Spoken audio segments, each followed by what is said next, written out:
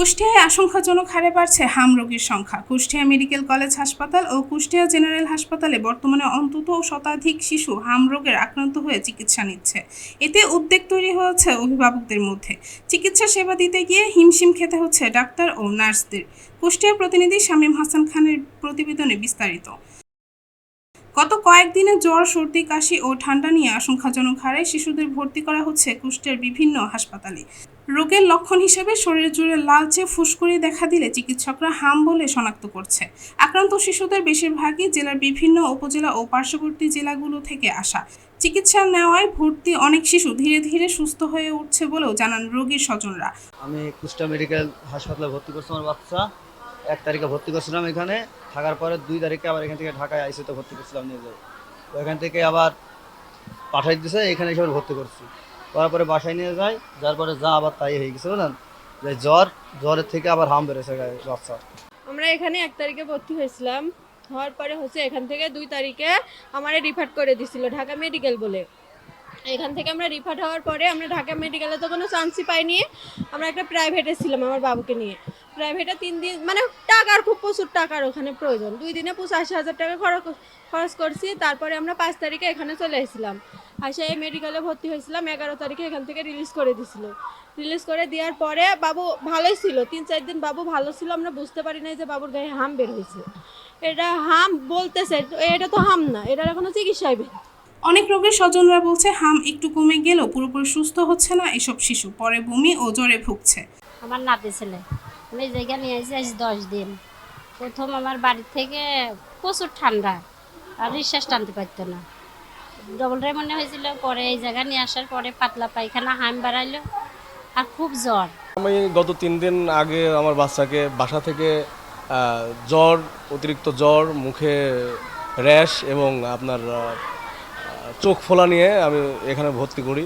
এখানে আসার পর আমাকে কর্তব্যরত ডাক্তার আমাকে কনফার্ম করে যে হাম হয়েছে। তারপরে এই ওয়ার্ডে আমাদের দেয়। হাসপাতালে শিশু ওয়ার্ড ঘুরে দেখা যায় হাসপাতালে ডায়রিয়ার ওয়ার্ডকে বিভক্ত হওয়ায় হচ্ছে হামের চিকিৎসা। প্রতিদিনই অন্তত 20 থেকে 25 জন শিশু ভর্তি হয়ে চিকিৎসা নিচ্ছে। রোগীর চাপ বেড়ে যাওয়ায় ব্যস্ত সময় পার করছে চিকিৎসক ও নার্সরা। বিশেষ করে নার্সরা বলছেন হাসপাতালে রোগীর সংখ্যা বাড়লেও জনবল বাড়েনি। ফলে সীমিত সংখ্যক নার্স দিয়ে অধিক সংখ্যক শিশুর চিকিৎসা সেবা দিতে গিয়ে তাদের হিমশিম খেতে হচ্ছে। আমরা আমাদের মধ্যে সর্বোচ্চ চেষ্টাই করতেছি। ইন্টার্ন ডক্টর আমরা 24 ঘন্টা ডিউটিতে আছি। বর্তমানে আমাদের পেডিয়াট্রিক ওয়ার্ডে আমরা 4-5 জন ইন্টার্ন আছি এবং আমাদের সিনিয়রদের জানানো হয়েছে যে চাপ বেশি, বলছে আরও ইন্টার্ন দিবে। আর সিনিয়র স্যাররা তো প্রতিদিনই রাউন্ড দিচ্ছেন, সকালেও রাউন্ড হয়, ইভিনিংও রাউন্ড হয়। তারপরেও আসলে যে পরিমাণে রোগী ভর্তি হচ্ছে ডাক্তারদের পক্ষেও সেরে ওঠা সম্ভব হচ্ছে না, এটা কিছুটা হলেও সত্য। হাসপাতালের পক্ষ থেকে জানান গত জানুয়ারি মাসে 15 জন রোগী ভর্তি হয়, পরে ফেব্রুয়ারিতে 20 জন এবং মার্চ মাসের শেষ সময়ে এসে হঠাৎ 10 দিনে 128 জন রোগী ভর্তি হয়। জনবল কম থাকায় চিকিৎসা সেবা একটু বিঘ্ন হচ্ছে।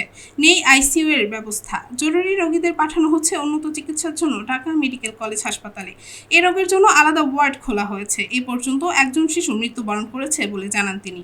ইদানিংকালে গত জানুয়ারি মাস থেকে আমাদের এখানে একটা নতুন করে আবার মিজলসের একটা প্রাদুর্ভাব হয়েছে।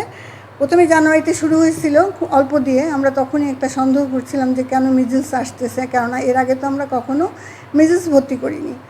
কিন্তু হঠাৎ করে জানুয়ারি মাসে দেখলাম যে আমাদের যেটা ডাটা, সেখানে দেখলাম জানুয়ারি মাসে মাত্র 15 জন ভর্তি হয়েছে। এর পরবর্তীতে 13 জনের মতোই আমরা ট্রিটমেন্ট দিয়ে ওদেরকে ছুটি দিতে পেরেছি। 2 জনকে যেহেতু রেসপিরেটরি ডিস্ট্রেস ছিল, আমাদের এখানে আইসিইউ সাপোর্ট নাই, এই কারণে তাদেরকে রেফার করতে হয়েছে এবং তারাও সুস্থ হয়েছে। এরপরে ফেব্রুয়ারি মাসে এসে দেখলাম যে সেটা ভর্তি হয়েছে 20 জন, এটাও গেল। এরপরে মার্চ মাসে এসে আমরা মার্চ মাসে রোজার মধ্যে একেবারে ড্রামাটিক চেঞ্জ, এত বেশি পেশেন্ট ভর্তি হয়েছে এবং এই গত 1 সপ্তাহ কি 10 দিনের মধ্যে আমার এই মার্চ মাসের যেটা 29 তারিখের এটা আমার রেকর্ড, এখানে 128 জন পেশেন্ট ভর্তি হয়েছে। এদিকে হাসপাতালে রোগীর সংখ্যা বাড়তে থাকায় স্বাস্থ্যসেবা ব্যবস্থাপনা নিয়ে কিছুটা চাপ তৈরি হয়েছে।